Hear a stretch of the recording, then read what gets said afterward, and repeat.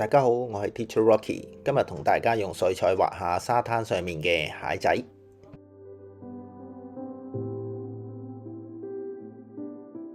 今次我由天空開始畫起，我用濕咗顏色嘅畫筆，用 wet on dry 嘅方法咧畫咗天空嘅藍色先。白雲咧，我係用咗留白嘅方法去處理。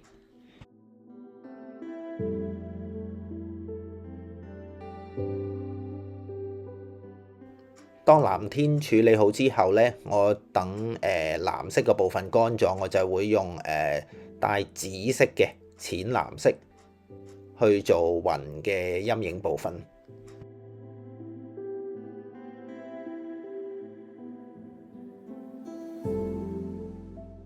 由水平線開始，海水嘅部分我係用一個較深嘅藍色去做嘅，都係用wet on dry 嘅方式去做啦。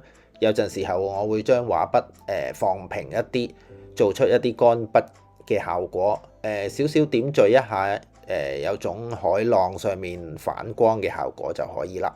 因為佢都係遠距離嘅，因為係遠距離景物嘅關係，我哋唔需要做得太細緻，只需要交代一啲質感同埋簡單嘅效果就得啦。咁樣睇起上嚟，畫面會有更好嘅淺景深效果。蟹仔主體嘅部分呢，我哋睇起上嚟會更加立體啦，同埋前後景會更加分明。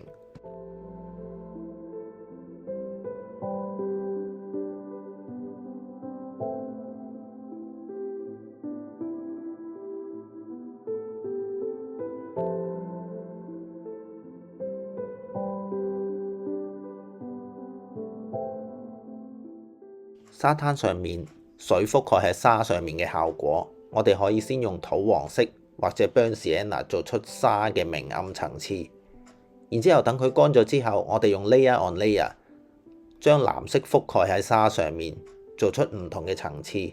因為水彩係一種透明嘅物料，做出嚟嘅效果有好好嘅通透度。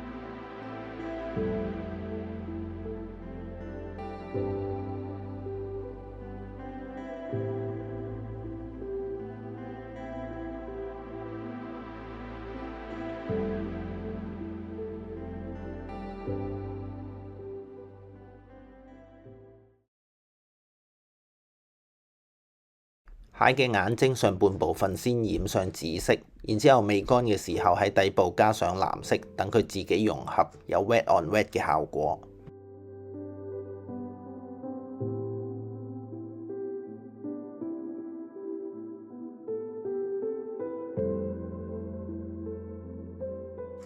蟹仔嘅殼橙色嘅 pattern， 我有啲部分呢會用水染咗，然之後再點上橙色，等佢有啲自然嘅流動。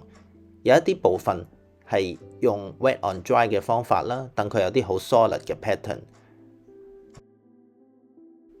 整體嚟講係一路觀察住蟹仔嘅 pattern 嘅特性啦，先至去決定我哋用 wet on wet 啦，或者用乾筆嘅情況去處理嘅。所以我哋係一路畫，一路觀察，一路去即時做唔同嘅決定。